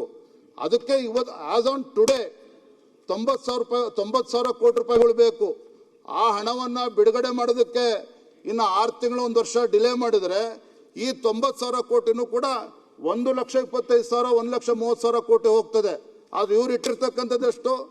26-27ನೇ ಆರ್ಥಿಕ ವರ್ಷಕ್ಕೆ ಆಯವ್ಯಯದಲ್ಲಿ ಕೇವಲ 9,290 ರೂಪಾಯಿ ಇಟ್ಟಿರ್ತಕ್ಕಂಥದ್ದು ಮಾನ್ಯ ಸಭಾಧ್ಯಕ್ಷರೇ. ಎರಡನೇದು ರೆವಿನ್ಯೂ ಎಕ್ಸ್ಪೆಂಡಿಚರ್ ಬಗ್ಗೆ, ರಾಜಸ್ವ ವೆಚ್ಚ ಬಗ್ಗೆ. ಇವತ್ತು 2022-23ರಲ್ಲಿ 2,15,584 ಕೋಟಿಗಳಿತ್ತು. 26-27ಕ್ಕೆ 3,38,007 ರೂಪಾಯಿ 7 ಕೋಟಿ ಇರ್ತಕ್ಕಂಥದ್ದು. ಅಂದರೆ ಇದು ಅರ್ಥ ಏನು ಅಂತ ಹೇಳಿದ್ರೆ, ಏನು ರಾಜ್ಯ ಸರ್ಕಾರ ಇಷ್ಟೆಲ್ಲ ಸಾಲ ಮಾಡ್ತಾ ಇದೆ, ಇದನ್ನ ಸಮಂಜಸವಾಗಿ ರಾಜ್ಯದ ಅಭಿವೃದ್ಧಿಯ ದೃಷ್ಟಿಯಿಂದ ಬಳಸ್ಕೊಳ್ದೇನೆ ಈ ಹಣ ಇವತ್ತು ಯಾವ ರೀತಿ ಖರ್ಚು ಮಾಡ್ತಾ ಇದೆ ರಾಜ್ಯ ಸರ್ಕಾರ ಅಂತ ಹೇಳಿದ್ರೆ, ಆಗಲೇ ಮೊನ್ನೆ ವಿರೋಧ ಪಕ್ಷದ ನಾಯಕರು ಮೊನ್ನೆ ಮಾತನಾಡ್ತಾ ಹೇಳಿದ್ರು, ಶಾಸಕರು ಇರ್ತಕ್ಕಂಥದ್ದು ಆಡಳಿತ ಪಕ್ಷದಲ್ಲಿ 138 ಜನ ಇದ್ರು ಸಹ, 139 ಜನ ಇದ್ರು ಸಹ ಶಾಸಕರು ಇರ್ತಕ್ಕಂಥವ್ರು ಎಲ್ಲರೂ ಕೂಡ ಕ್ಯಾಬಿನೆಟ್ ರ್ಯಾಂಕ್. ಅದು ಸಾಲದಕ್ಕೆ ಅಂದಂಗೆ ಇಡೀ ರಾಜ್ಯದಲ್ಲಿ ಪ್ರತಿ ವಿಧಾನಸಭಾ ಕ್ಷೇತ್ರದಲ್ಲಿ ಗ್ಯಾರಂಟಿ ಅಧ್ಯಕ್ಷರು, ಜಿಲ್ಲಾ ಮಟ್ಟದಲ್ಲಿ ಗ್ಯಾರಂಟಿ ಅಧ್ಯಕ್ಷರು, ಅವರಿಗೆ ಕ್ಯಾಬಿನೆಟ್ ರ್ಯಾಂಕು, ಜಿಲ್ಲಾ ಮಟ್ಟದಲ್ಲಿರೋರಿಗೆ ಅವರಿಗೆ ಆ ಆಫೀಸು, ಅವರಿಗೆ ಸಂಬಳ, ಅವರಿಗೆ PA, ಒಟ್ಟಾರೆಯಾಗಿ ಪ್ರತಿಯೊಬ್ಬರು 144 ಜನಕ್ಕೆ ಕ್ಯಾಬಿನೆಟ್ ರ್ಯಾಂಕ್ ಕೊಟ್ಟಿದ್ದಾರೆ. ಪ್ರತಿ ತಿಂಗಳು ಕನಿಷ್ಠ 3 ರಿಂದ 3.5 ಲಕ್ಷ ರೂಪಾಯಿ ಖರ್ಚು ಮಾಡ್ತಾರೆ ಮಾನ್ಯ ಸಭಾಧ್ಯಕ್ಷರೇ. ಈ ರೀತಿ ದುಂದು ವೆಚ್ಚಕ್ಕೆ ಕಡಿವಾಣ ಹಾಕ್ದೇನೆ ಏನು ತೆರಿಗೆ ಹಣವನ್ನ ಮನಸೋ ಇಚ್ಛೆ ಮಾಡ್ತಾ ಇರ್ತಕ್ಕಂಥದ್ದನ್ನ ನಾವು ಗಮನಿಸ್ತಾ ಇದ್ದೇವೆ. ರಾಜ್ಯದ ಮುಖ್ಯಮಂತ್ರಿಗಳು ಹ್ಯಾಟ್ರಿಕ್ ಸಾಧನೆಯನ್ನ ಮಾಡಿದ್ದಾರೆ. ಏನು ಹ್ಯಾಟ್ರಿಕ್ ಸಾಧನೆಯನ್ನ ಮಾಡಿದ್ದಾರೆ? ಸತತವಾಗಿ 3 ಬಾರಿ ಅಂದ್ರೆ 23-24ನೇ ಸಾಲಿನ 24-25 ಮತ್ತು 25-26 ಈ 3 ಸಾಲಿನಲ್ಲೂ ಕೂಡ ಏನು ಬಜೆಟ್ ಔಟ್ಲೇ ಇತ್ತು. 23-24ರಲ್ಲಿ 3,27,747 ಕೋಟಿ ರೂಪಾಯಿ ಇದ್ರೆ, ಆಮೇಲೆ ರಿವೈಸ್ ಎಷ್ಟಕ್ಕಾಗಿದೆ? 3,27,000ದಿಂದ 3,17,000 ತರ್ತಾರೆ, ಅಂದ್ರೆ -3%. ಅದೇ ರೀತಿ 24-25ರಲ್ಲಿ 3,71,000 ಕೋಟಿ ಇದ್ರೆ ಅದನ್ನ 3,68,000 ಕೋಟಿ ತರ್ತಾರೆ, ಅಂದ್ರೆ -3%. ಅದೇ ರೀತಿ 25-26 4,09,549 ಕೋಟಿ ಇದ್ರೆ ಅದನ್ನ ರಿವೈಸ್ ಮಾಡಿ 3,95,000 ಕೋಟಿಗೆ ತರ್ತಾರೆ, ಅಲ್ಲೂ ಕೂಡ -3%. ಅಂದ್ರೆ ಇದರಲ್ಲಿ ಮಾನ್ಯ ಹಣಕಾಸಿನ ಸಚಿವರು ಹ್ಯಾಟ್ರಿಕ್ ಸಾಧನೆ ಮಾಡಿದ್ದಾರೆ ವಿನಃ ಮತ್ತೊಂದು ರೆವಿನ್ಯೂ ಡೆಫಿಸಿಟ್ 23-24ರಲ್ಲಿ 12,523 ಕೋಟಿ ರೂಪಾಯಿಗಳಿದ್ರೆ ರಿವೈಸ್ ಎಸ್ಟಿಮೇಟ್ ಎಷ್ಟಾಗಿದೆ ಅಂತ ಹೇಳಿದ್ರೆ 13,951 ಕೋಟಿ ಆಗಿದೆ. ಅದೇ ರೀತಿ 24-25ರಲ್ಲಿ 22,957 ಕೋಟಿ ಇದ್ರೆ 26,120 ಅಂದ್ರೆ 14% ಎಕ್ಸ್ಟ್ರಾ ಆಗಿರ್ತಕ್ಕಂಥದ್ದು. ಈ ರೀತಿ ಹ್ಯಾಟ್ರಿಕ್ ಅನ್ನ ಸಾಧನೆ ಮಾಡಿದ್ದಾರೆ ವಿನಃ ಕಂಪೇರ್ ಟು ಬಿಜೆಪಿ ಗವರ್ಮೆಂಟ್ 2022-23ರಲ್ಲಿ budget outlay 2,65,720 crore ರೂಪಾಯಿಗಳಿದ್ರೆ revise estimate ಎಷ್ಟಾಗಿದೆ ಅಂತ ಹೇಳಿದ್ರೆ 2,89,653 ಕೋಟಿ ರೂಪಾಯಿಗಳು ಜಾಸ್ತಿ ಆಗಿರ್ತಕ್ಕಂಥದ್ದು. ಒಟ್ಟಾರೆ ಸಾರಾಂಶ ಏನು ಅಂತ ಹೇಳಿದ್ರೆ ಬಜೆಟ್ ಇಂದು ಈ ಕಾಂಗ್ರೆಸ್ ಸರ್ಕಾರ ಏನು ಆರ್ಥಿಕ ಶಿಸ್ತನ್ನ ಕಾಪಾಡೋದ್ರಲ್ಲೂ ಕೂಡ ಸಂಪೂರ್ಣವಾಗಿ ಇವತ್ತು ಸೋತಿರ್ತಕ್ಕಂಥದ್ದನ್ನು ಕೂಡ ನಾವು ನೋಡ್ತಾ ಇದ್ದೇವೆ. ನೌಕರಿಗೆ ಸಂಬಳ ಕೊಡ್ತಕ್ಕಂಥ ವಿಚಾರದಲ್ಲೂ ಕೂಡ ಸಾಲ ಮಾಡಬೇಕು, ಬಡ್ಡಿ ಕಟ್ಟಕ್ಕೂ ಕೂಡ ಇವತ್ತು ರಾಜ್ಯ ಸರ್ಕಾರ ಇವತ್ತು ಸಾಲ ಮಾಡುವಂತಹ ಒಂದು ದುಸ್ಥಿತಿಗೆ ಇವತ್ತು ರಾಜ್ಯ ಸರ್ಕಾರ ತಂದಿರುವಂಥದ್ದು, ಈ ಸರ್ಕಾರ ಕಾಂಗ್ರೆಸ್ ಸರ್ಕಾರ ತಂದಿರತಕ್ಕಂಥದ್ದು ಈ ನಾಡಿನ ದುರ್ದೈವ ಅಂತೇಳಿ ನಾನು ಈ ಸಂದರ್ಭದಲ್ಲಿ ಹೇಳಕ್ಕೆ ಇಚ್ಛಪಡ್ತೇನೆ. ಮಾನ್ಯ ಸಭಾಧ್ಯಕ್ಷರೇ, GSDP ಬಗ್ಗೆ ಸಾಕಷ್ಟು ಚರ್ಚೆ ಆಗ್ತಾ ಇದೆ. GSDP ಬಗ್ಗೆ ಸಾಕಷ್ಟು ಚರ್ಚೆ ಆಗ್ತಾ ಇದೆ. ನಾವು ಅವ್ರ ಸಾಧನೆ ಏನು ಅಂತ ಹೇಳಿದ್ರೆ ಈಗ 32 ಲಕ್ಷ ಕೋಟಿ ದಾಟಿದೆ ಅಂತೇಳಿ. ಆದರೆ ಇಲ್ಲಿ ವಿಚಾರ ಏನಪ್ಪ ಅಂತ ಹೇಳಿದ್ರೆ GSDP ಇವತ್ತು 32 ಲಕ್ಷ ಕೋಟಿ ಆಗಿದೆ, 33 ಲಕ್ಷ ಕೋಟಿ ಆಗಿದೆ ಅಂತೇಳಿ ಅದನ್ನ ಆಧಾರವಾಗಿ ಇಟ್ಕೊಂಡು ಆ GSDPಯ ಅಂಕಿಅಂಶಗಳನ್ನು ಆಧಾರವಾಗಿ ಇಟ್ಕೊಂಡು ಹೆಚ್ಚು ಸಾಲವನ್ನು ಮಾಡ್ತಕ್ಕಂಥ ಕೆಲಸಕ್ಕೆ ಮಾನ್ಯ ಹಣಕಾಸಿನ ಸಚಿವರು ಮುಖ್ಯಮಂತ್ರಿ ಕೈ ಹಾಕಿದ್ದಾರೆ ವಿನಃ ಇದರಿಂದ ರಾಜ್ಯದ ಅಭಿವೃದ್ಧಿಗೆ ಯಾವುದು ಒಳ್ಳೇದಾಗ್ತಾ ಇಲ್ಲ ಅನ್ನೋದನ್ನ ನಾನು ಈ ಸಂದರ್ಭದಲ್ಲಿ ತಮ್ಮ ಗಮನಕ್ಕೆ ತರಕ್ಕೆ ಇಚ್ಛೆ ಪಡ್ತೇನೆ ಮಾನ್ಯ ಸಭಾಧ್ಯಕ್ಷರೇ. ಇವತ್ತು 16th ಫೈನಾನ್ಸ್ ಕಮಿಷನ್ ಬಗ್ಗೆ ಸಾಕಷ್ಟು ಚರ್ಚೆ ಆಗ್ತದೆ ಮಾನ್ಯ ಸಭಾಧ್ಯಕ್ಷರೇ. ಇಲ್ಲ ಮನಸ್ಸು ಅಧ್ಯಕ್ಷ ಪರ್ಮಿಷನ್ ತಗೊಂಡು ಮುಗಿಸ್ತೇನೆ ಮಾನ್ಯ ಸಭಾಧ್ಯಕ್ಷರೇ. ಇವತ್ತು 16th ಫೈನಾನ್ಸ್ ಕಮಿಷನ್ ಕೇಂದ್ರ ಸರ್ಕಾರದಿಂದ ಅನ್ಯಾಯ ಆಗ್ತಿದೆ ಅಂತ ಹೇಳ್ತಾರೆ. ಆದರೆ ಮೊನ್ನೆ 16th ಫೈನಾನ್ಸ್ ಕಮಿಷನ್ ಇವತ್ತೇನು ಯಾವ್ಯಾವ ರಾಜ್ಯಗಳು ಇವತ್ತು ಕೇಂದ್ರ ಸೆಂಟ್ರಲ್ ಪೂಲ್ಗೆ ಹೆಚ್ಚು ಹಣವನ್ನು ಕೊಡ್ತಾ ಇದ್ದಾರೆ ಆ ಕಾಂಟ್ರಿಬ್ಯೂಷನ್ ಅನ್ನ ಗಮನಿಸಿಕೊಂಡು ಅದಕ್ಕೆ ಇನ್ಸೆಂಟಿವ್ಸ್ ಕೊಡ್ತಕ್ಕಂಥದ್ದು ಕೂಡ ಆಗ್ತಾ ಇದೆ. ನಮ್ಮ ರಾಜ್ಯಕ್ಕೆ ಸುಮಾರು 7,000 ಕೋಟಿಗೂ ಹೆಚ್ಚು ಹಣವ ಬರ್ತಾ ಇರ್ತಕ್ಕಂಥದ್ದನ್ನ ನಾನು ಸದನ ಮೂಲಕ ಗಮನಕ್ಕೆ ತರೋದಕ್ಕೆ ಇಚ್ಛೆ ಪಡ್ತೇನೆ ಮಾನ್ಯ ಸಭಾಧ್ಯಕ್ಷರೇ. ಬಹಳ ಪ್ರಮುಖವಾಗಿರ್ತಕ್ಕಂಥ ಅಂಶ ಕೇಂದ್ರ ಸರ್ಕಾರದ ಮಲ್ತಾಯಿ ಧೋರಣೆ ಬಗ್ಗೆ ಮಾತನಾಡ್ತಾರಲ್ಲ, ಇವತ್ತು ನಮ್ಮ ರಾಜ್ಯದಲ್ಲಿ ಅರ್ಬನ್ ಲೋಕಲ್ ಬಾಡೀಸು ಅದೇ ರೀತಿ ನಮ್ಮ ರೂರಲ್ ಲೋಕಲ್ ಬಾಡೀಸು ಇವತ್ತು ಅದಕ್ಕೆ ಚುನಾವಣೆಗಳು ಸರಿಯಾದ ಸಮಯಕ್ಕೆ ಆಗದೇನೆ ನಮ್ಮ ರಾಜ್ಯಕ್ಕೆ ಎಷ್ಟು ಅನ್ಯಾಯ ಆಗ್ತದೆ ಅಂತ ಹೇಳಿದ್ರೆ, ಸ್ಥಳೀಯ ಸಂಸ್ಥೆಗಳ ಚುನಾವಣೆ ರಾಜ್ಯ ಸರ್ಕಾರ ಸೂಕ್ತ ಸಮಯದಲ್ಲೇ ಮಾಡದೇನೆ ನಮ್ಮ ರಾಜ್ಯಕ್ಕೆ ಪ್ರತಿ ವರ್ಷ 25ರಿಂದ 30,000 ಕೋಟಿ ರೂಪಾಯಿಗಳು ಇವತ್ತು ನಮ್ಮ ರಾಜ್ಯಕ್ಕೆ ಕೇಂದ್ರದಿಂದ ಏನು ಬರಬೇಕು ಅದು ಬರ್ತಾ ಇಲ್ಲ. ಇದ್ರ ಬಗ್ಗೆ ಅವರು ಪ್ರಸ್ತಾಪ ಮಾಡ್ತಾ ಇಲ್ಲ. 3 ವರ್ಷದ ಹಿಂದೆನೆ ಈ ಲೋಕಲ್ ಬಾಡಿ ಎಲೆಕ್ಷನ್ ನಡೆಸಿದ್ದೇ ಆದರೆ ಪ್ರತಿ ವರ್ಷನೂ ಕೂಡ ಕನಿಷ್ಠ 20,000 ಕೋಟಿ ಈ ರಾಜ್ಯಕ್ಕೆ ಬರ್ತಾ ಇತ್ತು ಅನ್ನೋ ಅಂಶವನ್ನು ಕೂಡ ತಮ್ಮ ಮುಖೇನ ಸದನದ ಗಮನಕ್ಕೆ ತರೋದಕ್ಕೆ ಇಚ್ಛೆ ಪಡ್ತೇನೆ ಮಾನ್ಯ ಸಭಾಧ್ಯಕ್ಷೆ. ಫಿಲ್ಲಿಂಗ್ ಅಪ್ ಆಫ್ ವೇಕೆನ್ಸೀಸ್ ಬಗ್ಗೆ ಚರ್ಚೆ ಆಗ್ತಾ ಇದೆ. ನಾವು ನೋಡಿದೆ ಹುಬ್ಳಿನಲ್ಲಿ ಸಾವಿರಾರು ಸಂಖ್ಯೆಯಲ್ಲಿ ಯುವಕರು ಉದ್ಯೋಗ ಕೊಡ್ತಾ ಇಲ್ಲ. 2,50,000ಕ್ಕೂ ಹೆಚ್ಚು ಉದ್ಯೋಗಗಳು ಇವತ್ತು ಹುದ್ದೆಗಳು ಖಾಲಿ ಇದ್ದಾವೆ, ಅದನ್ನು ಭರ್ತಿ ಮಾಡ್ತಾ ಇಲ್ಲ ಅಂತೇಳಿ ರಾಜ್ಯ ಸರ್ಕಾರದ ವಿರುದ್ಧ ಹಲವಾರು ಬಾರಿ ಪ್ರತಿಭಟನೆಗಳು ಮಾಡಿದ್ದಾವೆ. ಇಲ್ಲಿ ರಾಜ್ಯ ಸರ್ಕಾರದ ದುರುದ್ದೇಶವೂ ಕೂಡ ಇದೆ ಮಾನ್ಯ ಸಭಾಧ್ಯಕ್ಷರೇ. ಏನು ದುರುದ್ದೇಶ ಅಂತ ಹೇಳಿದ್ರೆ, ಸರ್ಕಾರ ಏನಾದರೂ ಒಂದು ಹೆಜ್ಜೆ ಮುಂದೋಗಿ ಈ ವೇಕೆನ್ಸೀಸ್ಗಳನ್ನೆಲ್ಲ ಫಿಲ್ ಮಾಡಿದ್ರೆ ಅವರೆಲ್ಲರೂ ಕೂಡ ಸಂಬಳ ಕೊಡಬೇಕಾಗ್ತದೆ. ಆ ಸಂಬಳ ಕೊಡಕ್ಕೆ ಹೋದ್ರೆ ಮತ್ತೆ ಅವ್ರದ್ದು ಫೈನಾನ್ಷಿಯಲ್ ಡಿಸಿಪ್ಲಿನ್, ಫಿಸ್ಕಲ್ ಡಿಸಿಪ್ಲಿನ್ ಬಗ್ಗೆ ಏನು ಮಾತನಾಡ್ತಾರೆ, ಇವೆಲ್ಲವೂ ಕೂಡ ಗಾಳಿಪಟ ಥರ ಹಾರು ಹೋಗ್ತದೆ.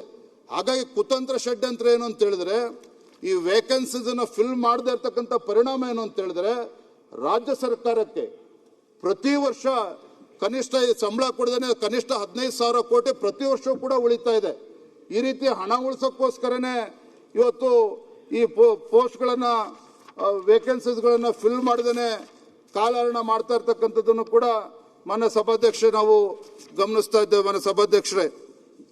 ಮಾನ್ಯ ಸಭಾಧ್ಯಕ್ಷರೇ, ಆದ್ಯತೆ ವಲಯ ಬಗ್ಗೆ ಯಾವುದೇ ಒಂದು ರಾಜ್ಯ ಅಭಿವೃದ್ಧಿ ಆಗಬೇಕು ಅಂತ ಹೇಳಿದ್ರೆ ಆ ರಾಜ್ಯ ಸರ್ಕಾರದ ಅಥವಾ ಹಣಕಾಸಿನ ಸಚಿವರು ಆದ್ಯತೆ ವಲಯಗಳು, ಪ್ರಿಯಾರಿಟಿ ಸೆಕ್ಟರ್ಗಳೇನಿದ್ದಾವೆ, ಕೀ ಸೆಕ್ಟರ್ಸ್, ಇದಕ್ಕೆ ಇವತ್ತು ಯಾವ ರೀತಿ ಗಮನ ಹರಿಸ್ತಾ ಇದ್ದಾರೆ ಅನ್ನೋಕ್ಕೆ ಅಂಕಿಅಂಶಗಳನ್ನು ಕೊಡ್ತೇನೆ. ಶಿಕ್ಷಣ ಇಲಾಖೆ ಬಗ್ಗೆ ಹೇಳ್ತಾರೆ, ಯಾವುದೇ ಒಂದು ದೇಶ ಅಥವಾ ರಾಜ್ಯ ಸುಸ್ಥಿರವಾಗಿ ಕಟ್ಟಲು ಶಿಕ್ಷಣದ ಬುನಾದಿ ಗಟ್ಟಿಯಾಗಿರಬೇಕು ಅಂತೇಳಿ ನಾವು ಮಾತನಾಡ್ತೇವೆ.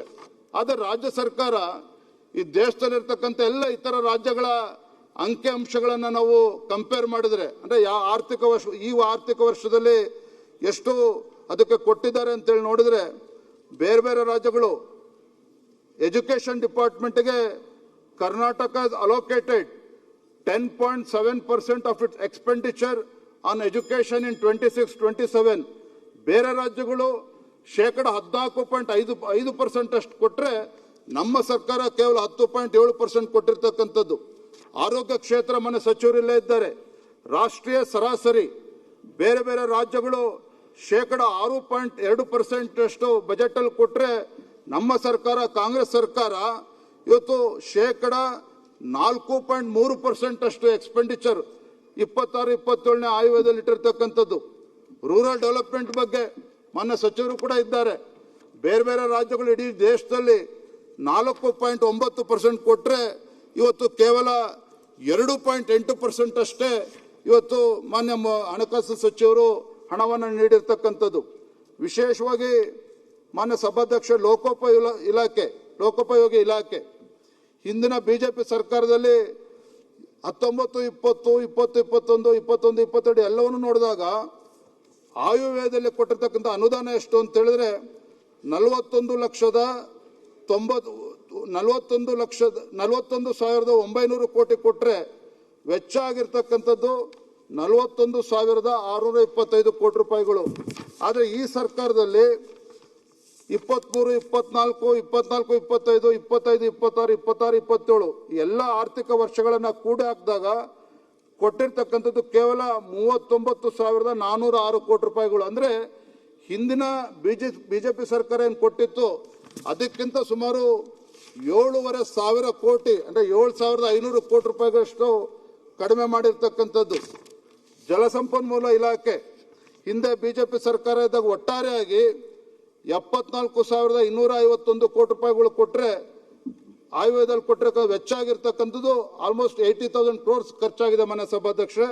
ಆದರೆ ಈ ಸರ್ಕಾರದಲ್ಲಿ ಕಳೆದ 23, 24ರಿಂದ 27ರವರೆಗೆ ಕೊಟ್ಟಿರ್ತಕ್ಕಂಥದ್ದೇ 71,443 ಕೋಟಿ, ವೆಚ್ಚ ಆಗಿರ್ತಕ್ಕಂಥದ್ದು 45,000, 46,000 ಕೋಟಿ. ಈ ರೀತಿ ಎಲ್ಲ ಇಲಾಖೆಗಳಲ್ಲಿ PWD ಇರ್ಬೋದು, ಮೇಜರ್ ಇರಿಗೇಷನ್ ಇರ್ಬೋದು ಅಥವಾ ಮೈನರ್ ಇರಿಗೇಷನ್ ಇರ್ಬೋದು, ಎಲ್ಲ ಇಲಾಖೆಯಲ್ಲೂ ಕೂಡ ಅಭಿವೃದ್ಧಿಗೆ ಹಣವನ್ನು ಕೋತಾ ಆಗ್ತಾ ಇರ್ತಕ್ಕಂಥದ್ದು, ಕೊಡ್ತಾ ಇರ್ತಕ್ಕಂಥದ್ದು ನಾವು ಗಮನಿಸ್ತಾ ಇದ್ದೇವೆ. ಬಹಳ ಗಂಭೀರವಾಗಿರ್ತಕ್ಕಂಥ ವಿಚಾರ ಅಂತ ಹೇಳಿದ್ರೆ, ಮಾನ್ಯ ಗೃಹ ಸಚಿವರೆಲ್ಲ ಸದನದಲ್ಲಿ ರಾಜ್ಯದ ಆರ್ಥಿಕ ಪರಿಸ್ಥಿತಿ ಎಲ್ಲಿಗೆ ಬಂದ್ಬಿಟ್ಟಿದೆ ಅಂತ ಹೇಳಿದ್ರೆ ಮನ ಸಭಾಧ್ಯಕ್ಷರೇ, ಈ ರಾಜ್ಯದ ಕಾನೂನು ಸುವ್ಯವಸ್ಥೆಯನ್ನ ಕಾಪಾಡ್ತಕ್ಕಂಥ ಮಹತ್ತರವಾಗಿರುವಂಥ ಜವಾಬ್ದಾರಿ ಇರ್ತಕ್ಕಂಥ ಪೊಲೀಸ್ ಇಲಾಖೆ, ಗೃಹ ಇಲಾಖೆ, ಶಿವಮೊಗ್ಗ, ಉತ್ತರ ಕನ್ನಡ, ಹುಬ್ಳಿ, ಧಾರವಾಡ ಅನೇಕ ಜಿಲ್ಲೆಗಳಲ್ಲಿ ಫೆಬ್ರವರಿ ತಿಂಗಳು ಸಂಬಳ ಏನು ಮಾರ್ಚ್ 1ನೇ ತಾರೀಕು ಒಳಗೆ ಕೊಡಬೇಕಾಗಿತ್ತು, ಮಾರ್ಚ್ 10ನೇ ತಾರೀಕು ಕಳೆದರೂ ಸಹ ಇವತ್ತು ಆ ಹಣವನ್ನು ಬಿಡುಗಡೆ ಮಾಡ್ತಾ ಇರ್ತಕ್ಕಂಥದ್ದನ್ನು ಕೂಡ ನಾವು ಗಮನಿಸ್ತಾ ಇದ್ದೇವೆ. ಅಂದರೆ ರಾಜ್ಯದ ಪರಿಸ್ಥಿತಿಗೆ ಎಲ್ಲಿಗೆ ಬಂದಿದೆ ಅಂತ ಹೇಳ್ತೇನೆ. ಮಾನ್ಯ ಸಭಾಧ್ಯಕ್ಷರೇ, ವಿಶೇಷ ಕ್ಯಾಬಿನೆಟ್ ಮೀಟಿಂಗ್ ಮಾಡಿ ಇವತ್ತು ಹಿಂದೆ ರಾಜ್ಯ ಸರ್ಕಾರ ಘೋಷಣೆ ಮಾಡಿತು, ಏನು ಕೃಷ್ಣಾ ಮೇಲ್ದಂಡೆ ಯೋಜನೆ ಹಿನ್ನೀರಿನಲ್ಲಿ ಮುಳುಗಡೆ ಆಗಿ ಏನು ಅಲ್ಲಿ ಜಮೀನನ್ನು ಕಳ್ಕೊಳ್ತಾ ಇದ್ದಾರೆ. ಪ್ರತಿ ಎಕರೆಗೆ 40 ಲಕ್ಷ ರೂಪಾಯಿ ಕೊಡ್ತೇವೆ, ಒಣ ಭೂಮಿಗೆ 30 ಲಕ್ಷ ಕೊಡ್ತೇವೆ. ಈ ರೀತಿ ಕ್ಯಾಬಿನೆಟ್ ಮೀಟಿಂಗಲ್ಲೇ ತೀರ್ಮಾನ ಆಗಿದೆ. ನಾನು ತಮ್ಮ ಮುಖೇನ ರಾಜ್ಯದ ಮುಖ್ಯಮಂತ್ರಿ ಕೇಳೋದಕ್ಕೆ ಇಚ್ಛಪಡ್ತೇನೆ, ಎಷ್ಟು ಹಣವನ್ನು ಇವತ್ತು ಇದಕ್ಕೆ ಮೀಸಲಿಟ್ಟಿದ್ದೀರಿ ಅನ್ನೋದನ್ನು ಕೂಡ ಇವತ್ತು ಮಾನ್ಯ ಮುಖ್ಯಮಂತ್ರಿಗಳು ಉತ್ತರ ಕೊಡಬೇಕು ಅಂತೇಳಿ ತಮ್ಮ ಮುಖೇನ ನಾನು ಆಗ್ರಹ ಪಡಿಸ್ತೇನೆ. ಮಾನ್ಯ ಸಭಾಧ್ಯಕ್ಷರೇ, ಇವತ್ತು ಪ್ರೊಫೆಸರ್ ಗೋವಿಂದರಾವ್ ಅವರ ಅಧ್ಯಕ್ಷತೆಯಲ್ಲಿ ನನ್ನ ವರದಿನೂ ಕೂಡ ಕೊಟ್ಟಿದ್ದಾರೆ ಹೋದ ತಿಂಗಳು. ಬಹಳ ಗಮನಿಸಬೇಕಾಗಿರ್ತಕ್ಕಂಥ ಅಂಶ ಅಂತ ಹೇಳಿದ್ರೆ, ಇವತ್ತು ಮಾನ್ಯ ಮುಖ್ಯಮಂತ್ರಿ ಬಹುತೇಕ ಹಿಂದೆ 5 ವರ್ಷ ಮುಖ್ಯಮಂತ್ರಿಗಳಾಗಿದ್ದರು, ಈಗ ಆಲ್ಮೋಸ್ಟ್ 3 ವರ್ಷ ಕಂಪ್ಲೀಟ್ ಮಾಡ್ತಾ ಇದ್ದಾರೆ. ಇಷ್ಟಿದ್ರೂ ಸಹ ಪ್ರಾದೇಶಿಕ ಅಸಮತೋಲನ ಹಿಂದೆ ಏನಿತ್ತು 65% ಇಷ್ಟಿತ್ತು, ಇವತ್ತು 72.8%ಗೆ ಏರಿಕೆ ಆಗಿರ್ತಕ್ಕಂಥದ್ದು. ನಾನು ಇಷ್ಟೇ ಹೇಳುವಂಥದ್ದು, ಇವತ್ತು ಇಷ್ಟೆಲ್ಲ ಇವತ್ತು ಪ್ರಾದೇಶಿಕ ಅಸಮಾಧಾನದ ಬಗ್ಗೆ ವರದಿ ಬಂದಂಥ ಸಂದರ್ಭದಲ್ಲಿ ಮಾನ್ಯ ಮುಖ್ಯಮಂತ್ರಿಗಳು ಇವತ್ತು ಎಷ್ಟು ಹಣವನ್ನು ಇದಕ್ಕೆ ಮೀಸಲಿಟ್ಟಿದ್ದಾರೆ ಅನ್ನೋದನ್ನು ಕೂಡ ಮಾನ್ಯ ಸಭಾಧ್ಯಕ್ಷ ಉತ್ತರ ಮುಗಿಸ್ಬಿಡ್ತೀನಿ. ಮಾನ್ಯ ಸಭಾಧ್ಯಕ್ಷ, ಇವತ್ತು ಮುಗಿಸ್ತೇನೆ ಸಭಾಧ್ಯಕ್ಷ. ಇವತ್ತು ಅಲ್ಪಸಂಖ್ಯಾತರ ಬಗ್ಗೆ ಹೇಳ್ತಾರೆ. ಇವತ್ತು ಮಾನ್ಯ ಮುಖ್ಯಮಂತ್ರಿಗಳು ಎಲ್ಲ ಸಮುದಾಯಗಳಿಗೂ ಕೂಡ ನ್ಯಾಯ ಕೊಡ್ತೇನೆ ಅಂತೇಳಿ ಹಲವಾರು ಬಾರಿ ಹೇಳಿದ್ದಾರೆ. ಇವತ್ತು ಈ ಬಜೆಟಿನ ವಿಶೇಷತೆ ಏನಪ್ಪಾ ಅಂತ ಹೇಳಿದ್ರೆ, ಪಾಪ ಮುಖ್ಯಮಂತ್ರಿಗಳಿಗೆ ಈ ರಾಜ್ಯದ ಪರಿಶಿಷ್ಟ ಜಾತಿ, ಪರಿಶಿಷ್ಟ ಪಂಗಡಗಳು, ಹಿಂದುಳಿದ ವರ್ಗಗಳು, ಮೇಲ್ಜಾತಿ ಎಲ್ಲವೂ ಕೂಡ ಮರ್ತು ಬಿಟ್ಟಿದ್ದಾರೆ. ಇವ್ರೇನ್ ಮಾಡಿದ್ದಾರೆ, ಅಲ್ಪಸಂಖ್ಯಾತರ ಓಲೈಕೆ ಮಾಡೋದಕ್ಕೆ, ಅಲ್ಪಸಂಖ್ಯಾತರಿಗೆ ಒಳ್ಳೇದು ಮಾಡಲಿ, ಅದನ್ನು ನಾನು ವಿರೋಧ ಮಾಡ್ತಾ ಇಲ್ಲ. ಆದರೆ ಬೇರೆ ಸಮುದಾಯಗಳು ಏನು ಅನ್ಯಾಯ ಮಾಡಿದ್ದಾರೆ ನಿಮಗೆ? ಅವರೇ ನೋಟ್ ಕೊಟ್ಟಿಲ್ವ ಹಂಗಾರೆ ಕಾಂಗ್ರೆಸ್ ಪಕ್ಷ ಅಧಿಕಾರಕ್ಕೆ ಬರೋದಕ್ಕೆ? ಕೇವಲ ಅಲ್ಪಸಂಖ್ಯಾತರನ್ನ ಓಲೈಕೆ ಮಾಡಿಕೊಂಡು ಇವತ್ತು ಅಲ್ಪಸಂಖ್ಯಾತರ ಓಲೈಕೆ ಎಲ್ಲಿಗೆ ಬಂದು ಮುಟ್ಟಿದೆ ಅಂತ ಹೇಳಿದ್ರೆ ಮಾನ್ಯ ಸಭಾಧ್ಯಕ್ಷರೇ, ಇವತ್ತು OTS ಸ್ಕೀಮನ್ನು ಕೂಡ ಪ್ರಪೋಸ್ ಮಾಡಿದ್ರೆ, ಒನ್ ಟೈಮ್ ಸೆಟ್ಲ್ಮೆಂಟ್. ಆದರೆ ಬೇರೆ ಸಮುದಾಯಗಳಲ್ಲೂ ಕೂಡ ವ್ಯವಸ್ಥೆ ಮಾಡ್ಬೋದಿತ್ತಲ್ಲ, ಕಲ್ಪಿಸ್ಕೊಡ್ಬೇಕಾಗಿತ್ತಲ್ಲ. ಯಾಕೆ ಕೇವಲ ಅಲ್ಪಸಂಖ್ಯಾತರ ಓಲೈಕೆ ಮಾಡಿಕೊಂಡು ಇವತ್ತು ಬೇರೆ ಸಮುದಾಯಗಳಿಗೆ ಅನ್ಯಾಯ ಮಾಡುವಂಥ ಕೆಲಸ ಯಾಕೆ ಮಾಡ್ತಾ ಇದ್ದಾರೆ ಅನ್ನೋದನ್ನು ಕೂಡ ಮಾನ್ಯ ಮುಖ್ಯಮಂತ್ರಿಗಳು ಉತ್ತರ ಕೊಡಬೇಕು ಅಂತೇಳಿ ನಾನು ಸಂದರ್ಭ ಹೇಳೋಕ್ಕೆ ಇಚ್ಛಪಡ್ತೇನೆ. ಜೊತೆಗೆ ಎಲ್ಲ ಸಮುದಾಯಗಳನ್ನು 2 ನಿಮಿಷ ಇವತ್ತು ಹಿಂದುಳಿದ ವರ್ಗಗಳ ಬಗ್ಗೆ ಮಾತನಾಡ್ತೇವೆ. ಮಾನ್ಯ ಸಭಾಧ್ಯಕ್ಷರೇ, ರಾಜ್ಯದಲ್ಲಿ 1.41 ಲಕ್ಷ ವಿದ್ಯಾರ್ಥಿಗಳಿಗೆ ಹಾಸ್ಟೆಲ್ ಫೆಸಿಲಿಟಿ ಇಲ್ಲ. ಇವತ್ತು ಅಂದ್ರೆ ಬೀದಿಗೆ ಬರ್ತಕ್ಕಂಥ ಪರಿಸ್ಥಿತಿ ಯಾರು ನಿರ್ಮಾಣ ಮಾಡಿದ್ದಾರೆ? ಇದೇ ರಾಜ್ಯ ಸರ್ಕಾರ. ಹಿಂದುಳಿದ ವರ್ಗಗಳ ಬಗ್ಗೆ ಹಲವಾರು ಬಾರಿ ಹೇಳ್ತಾರಲ್ಲ, ಆದರೆ ಆ ಬಡ ಮಕ್ಕಳು ಹಿಂದುಳಿದ ವರ್ಗದ ಮಕ್ಕಳುಗಳು ಇವತ್ತು ಹಾಸ್ಟೆಲ್ ಫೆಸಿಲಿಟಿ ಇಲ್ದೇನೆ ಬೀದಿಗೆ ಬಂದು ಬೀದಿಗೆ ಬರ್ತಕ್ಕಂಥ ಪರಿಸ್ಥಿತಿ ಯಾರು ನಿರ್ಮಾಣ ಮಾಡಿದ್ದಾರೆ? ಇವತ್ತು ಮಾನ್ಯ ಸಭಾಧ್ಯಕ್ಷ ನೇಕಾರ ಬಗ್ಗೆ ವಿಶೇಷವಾಗಿ ಉಲ್ಲೇಖ ಮಾಡಲೇಬೇಕು. ನಾನು ಮೊನ್ನೆ ದಿನ ಪ್ರವಾಸನೂ ಕೂಡ ಹೋಗಿದೆ. ಇವತ್ತು ರಾಜ್ಯದಲ್ಲಿ 52 ಜನ ನೇಕಾರರು ಆರ್ಥಿಕ ಸಂಕಷ್ಟದಿಂದ ಆತ್ಮಹತ್ಯೆ ಮಾಡಿಕೊಂಡ್ರು ಸಹ ಈ ನೇಕಾರ ಸಮುದಾಯಕ್ಕೆ, ಆ ಬಡ ಕುಟುಂಬಗಳಿಗೆ ಇವತ್ತು ಪರಿಹಾರವನ್ನು ಕೊಡ್ತಕ್ಕಂಥ ಕೆಲಸವನ್ನು ಕೂಡ ಈ ಸರ್ಕಾರ ಮಾಡದೇ ಇರತಕ್ಕಂಥದ್ದು. ಇದ್ರ ಬಗ್ಗೆನೂ ಕೂಡ ನಾನು ಬೆಳಕು ಚೆಲ್ತಕ್ಕಂಥ ಕೆಲಸವನ್ನು ಮಾಡ್ತೇನೆ ನಮ್ಮ ಸಭಾಧ್ಯಕ್ಷರೇ. ಇವತ್ತು ನಾನು ವಿಶೇಷವಾಗಿ ಕಳೆದ ಒಂದು 20 ದಿನದ ಕೆಳಗಡೆ ಮೊನ್ನೆ ಸಭಾಧ್ಯಕ್ಷರೇ ಮಹಾರಾಷ್ಟ್ರದ ನಾಂದೇಡ್ಗೆ ಹೋಗಿದ್ದೆ. ಅಲ್ಲಿ ಹಿಂದಿನ ಮುಖ್ಯಮಂತ್ರಿಗಳು ಮೊನ್ನೆ ಅಶೋಕ್ ಚೌಹಾಣ್ ಅವರು ಬಹಳ ನೋವಿನಿಂದ ಒಂದು ಮಾತನ್ನು ಹೇಳಿದ್ರು. ಇವತ್ತು ಏನು ಅಲ್ಲಿ ನಾಂದೇಡಿಂದ ಬೀದರ್ಗೆ ಒಂದು ವಿಶೇಷ ರೈಲಿನ ವ್ಯವಸ್ಥೆ 150 ಕಿಲೋಮೀಟರ್ ಅಷ್ಟು ಇರ್ತಕ್ಕಂಥದ್ದು. ನಮ್ಮ ರಾಜ್ಯದಲ್ಲಿ ಬರೋದು ಕೇವಲ 50 ಕಿಲೋಮೀಟರ್ ಮಾತ್ರ. ಕೇಂದ್ರ ಸರ್ಕಾರ 50% ಅದಕ್ಕೆ ಅನುದಾನ ಕೊಡ್ತಾ ಇದೆ. ಉಳಿದಂತ ಅನುದಾನ ನಮ್ಮ ರಾಜ್ಯ ಮತ್ತು ಮಹಾರಾಷ್ಟ್ರ 2 ರಾಜ್ಯಗಳು ಶೇರ್ ಮಾಡಬೇಕಾಗ್ತದೆ. ನಮ್ಮ ರಾಜ್ಯದ ಪಾಲಿರ್ತಕ್ಕಂಥದ್ದು ಅತಿ ಕಡಿಮೆ ಇರ್ತಕ್ಕಂಥದ್ದು. ಆದರೆ ಇದ್ರ ಬಗ್ಗೆನೂ ಕೂಡ ಇವತ್ತು ರಾಜ್ಯ ಸರ್ಕಾರ ಗಮನ ಹರಿಸ್ತಾ ಇರ್ತಕ್ಕಂಥದ್ದು. ಎಲ್ಲ ಒಂದು ಕಡೆ ಈ ರಾಜ್ಯದ ಅಭಿವೃದ್ಧಿ ಬಗ್ಗೆ ಯಾವ ರೀತಿ ಅಲಕ್ಷ್ಯವನ್ನ ತೋರ್ತಾ ಇದೆ ಅನ್ನೋದನ್ನು ಕೂಡ ಮಾನ್ಯ ಸಭಾಧ್ಯಕ್ಷ ತಾವು ಗಮನಿಸಬೇಕು ಅಂತೇಳಿ ತಮ್ಮ ಮುಖೇನ ಈ ರಾಜ್ಯದ ಮುಖ್ಯಮಂತ್ರಿಗಳು ಹೇಳೋದಕ್ಕೆ ಇಚ್ಛಪಡ್ತೇನೆ. ಮಾನ್ಯ ಮುಖ್ಯಮಂತ್ರಿಗಳೇ, ಇಷ್ಟೇ ನಾನು ಹೇಳ್ತಕ್ಕಂಥ ಮಾನ್ಯ ಸಭಾಧ್ಯಕ್ಷರೇ, ಇಷ್ಟೊಂದು ಅನುಭವ ಇರ್ತಕ್ಕಂಥ ಮಾನ್ಯ ಮುಖ್ಯಮಂತ್ರಿಗಳು, ದೇವರಾಜ ಅರಸವರ ದಾಖಲೆ ಮುರಿದಿದ್ದೇನೆ 17 ಬಜೆಟ್ ಅನ್ನು ಮಂಡನೆ ಮಾಡಿರ್ತಕ್ಕಂಥ ಮುಖ್ಯಮಂತ್ರಿಗಳು ನಿಜವಾಗ್ಲೂ ಕೂಡ ಒಂದು ಸುವರ್ಣಾವಕಾಶ ಇತ್ತು. ಈಗಲೂ ಕೂಡ ಕಾಲ ಮಿಂಚಿಲ್ಲ. ತಮ್ಮ ಉತ್ತರದಲ್ಲಿ ರಾಜ್ಯದ ಎಲ್ಲ ಸಮುದಾಯಗಳಿಗೆ ನ್ಯಾಯ ಕೊಡ್ತಕ್ಕಂಥ ನಿಟ್ಟಿನಲ್ಲಿ ಮತ್ತೆ ರಾಜ್ಯದ ಸರ್ವತೋನ್ಮುಖ ಅಭಿವೃದ್ಧಿಯ ವಿಚಾರದಲ್ಲಿ ಅವರು ಗಟ್ಟಿಯಾದಂಥ ನಿರ್ಣಯ ತೆಗೆದುಕೊಳ್ಬೇಕು. ಕೇವಲ ಕೇಂದ್ರ ಸರ್ಕಾರದ ಮೇಲೆ ಗೂಬೆ ಕೂರಿಸ್ಕೊಂಡು ಇವತ್ತು ಒಕ್ಕೂಟದ ವ್ಯವಸ್ಥೆ ಬಗ್ಗೆ ಮಾತನಾಡಿಕೊಂಡು ರಾಜ್ಯಕ್ಕೆ ಅನ್ಯಾಯ ಮಾಡುವಂಥದ್ದನ್ನ ಈಗಲಾದರೂ ಕೂಡ ನಿಲ್ಲಿಸಬೇಕು ಅಂತೇಳಿ ತಮ್ಮ ಮುಖೇನ ರಾಜ್ಯದ ಮುಖ್ಯಮಂತ್ರಿಗಳಲ್ಲಿ ವಿನಂತಿ ಮಾಡಿ ನನ್ನ ಮಾತುಗಳಿಗೆ ಮುಗಿಸ್ತಾ ಇದ್ದೇನೆ. ಮಾನ್ಯ ಸಭಾಧ್ಯಕ್ಷ, ಧನ್ಯವಾದ. ಕೋನರೆಡ್ಡಿ ಅವರೇ.